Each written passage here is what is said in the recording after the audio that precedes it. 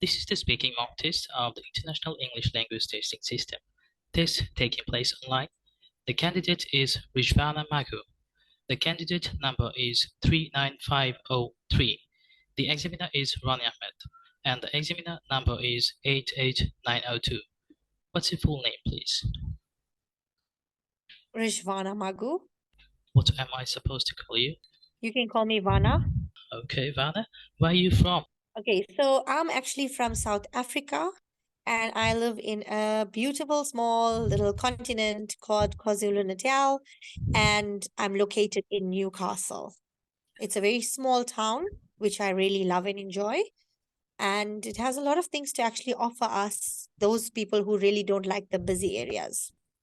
Okay, so in this first part, I'd like to ask you a few general questions about traveling. Do you enjoy traveling? I actually don't like traveling, unfortunately, but I feel that the only reason why I don't like traveling is because it takes too long to get there. And because I have three boys, three very energetic boys, aged 8, and 3, it makes it quite difficult for me to actually travel, especially in a car. I have not been on a plane before, so I'm actually quite excited as I started my immigration process because this is going to be the longest travel time that or destination that I've ever been through. And on a normal day, traveling is it's like going to Jurassic Park for me because my children just don't like the car. They mess, they scream, they can't deal with it. Their energy is contained in that small space. Have you done much traveling? I actually have, prior to me actually getting married and having children, I used to travel a lot. I used to go to places to visit friends and family and also going on honeymoon, holidays. So my husband and I actually, we were very adventurous before children. So we loved going to new places, trying new places, and it was always a distance from home. Because I live in Newcastle, anywhere that I need to go, it's quite a distance for me to travel to get to other places. So I used to travel this way. Do you think it's better to travel alone or with other people?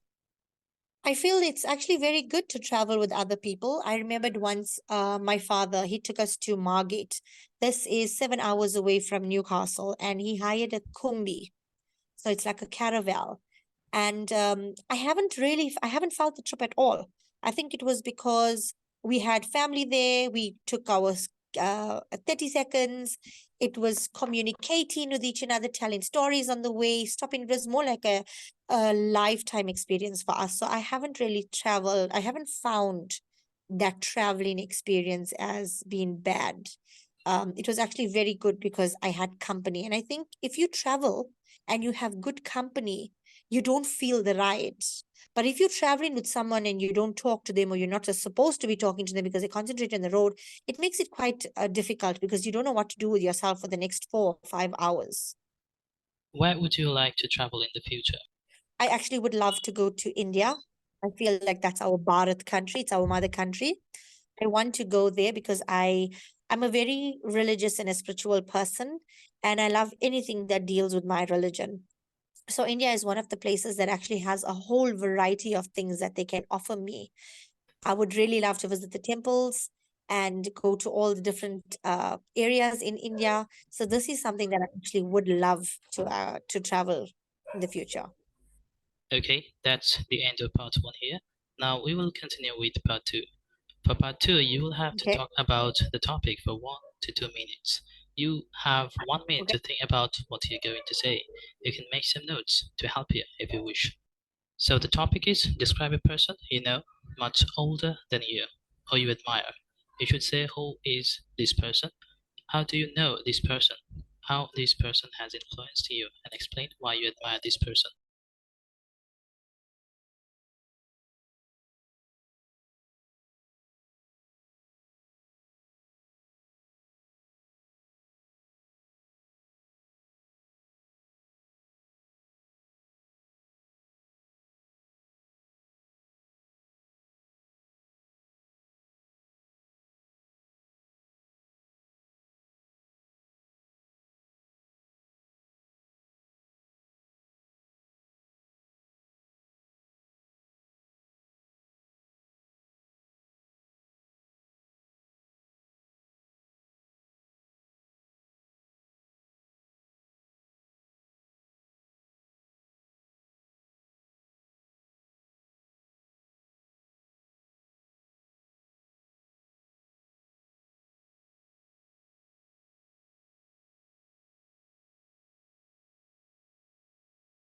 Now we can start.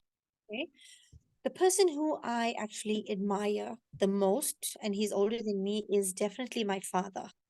And the reason why I say this is because my father has always bent over backwards to ensure that his children make it or they are absolutely successful.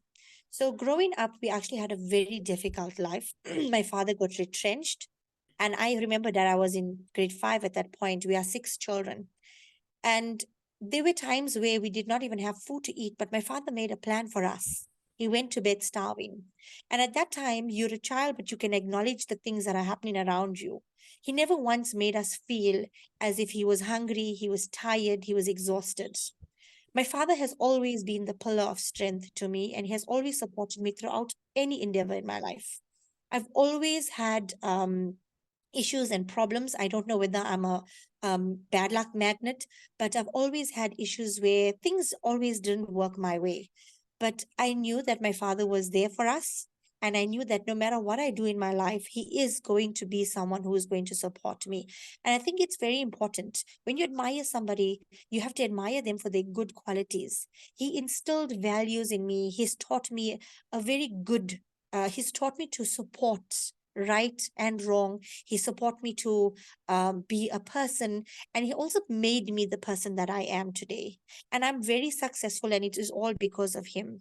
And I feel that he never once stopped to teach us respect and values and morals, which I today would teach my children.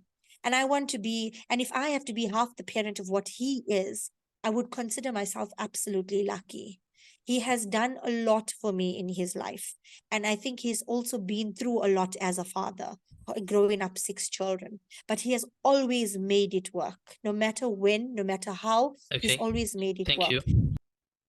No That's the problem. end of part two here. So now you tell me, what can young and old people learn from each other? Okay, so I feel that the older generation is the generation that was brought up with values, morals, respect, and responsibilities. They dealt with things in ways in which we, the future, or this current generation, cannot deal with.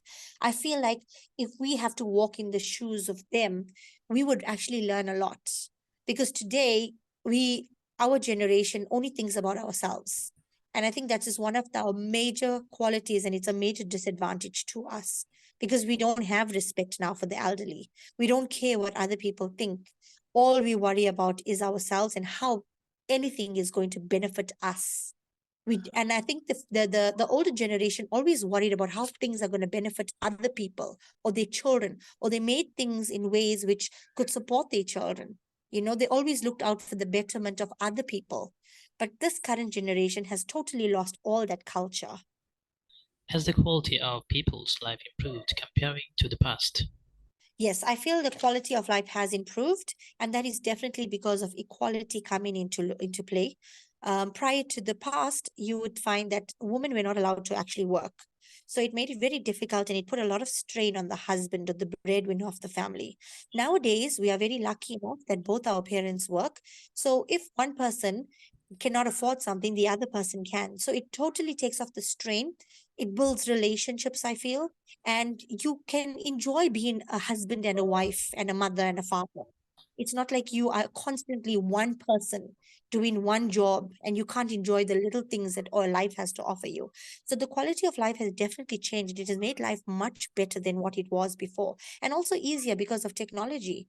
A lot of technology, we have the internet to guide us through everything. Whereas in the past, if you got sick or if something had to happen, you had to deal with it or find ways to sort out your problems. And this day and age, we are very lucky because everything is in the click of our fingers. Why is there a generation gap between the young and the old? There's a generation gap between the young and the old, and I would still say this, it's because of the morals and the values. Generation today does not value it. We tend to worry about ourselves. We want what we want, and we demand. This generation of people demand. If you look at the past, they dealt with things. If there was something that they did not have, they learned to live without it. Our generation is so spoiled, and I think it's also because of our parents, because they did not have so many things growing up. They in turn made sure that they gave their children everything that their children wanted. And I think that has caused a huge problem because we've lost respect. We've lost this sense of responsibility. We don't have consequences to our actions, and we don't actually realize when we are doing something wrong because it's only about us. So that is a huge problem. What do old people usually do in their life? Older people currently right now, okay, if you talk about the middle aged, they are at home because they are retired. Some of them start online businesses because it's something that's easy. You just need to learn how to use a computer or a cell phone. But other people just spending time with their families because they are older now, and there's no purpose for them that's in actually in the working era, because they have their children, they have adult children. I feel like it's more of spending quality time with their children. But I also feel, on the other hand, as much as they want to spend quality time with their children don't have time for them. So most of the time, if you look at it, these parents are being pushed into old age homes. They are sitting in a house, no attention, no love, no support, because they are just there. So they spend time watching TV, they spend time walking around the yard. But I wouldn't say that they do any other activities, especially in the country that I stay in right now. I can see the generation of what poor people, old people do. Some of them have no essence left in their lives because the adult children has given them that. Okay, that's the end of part 3 and overall your mock test. Thank you.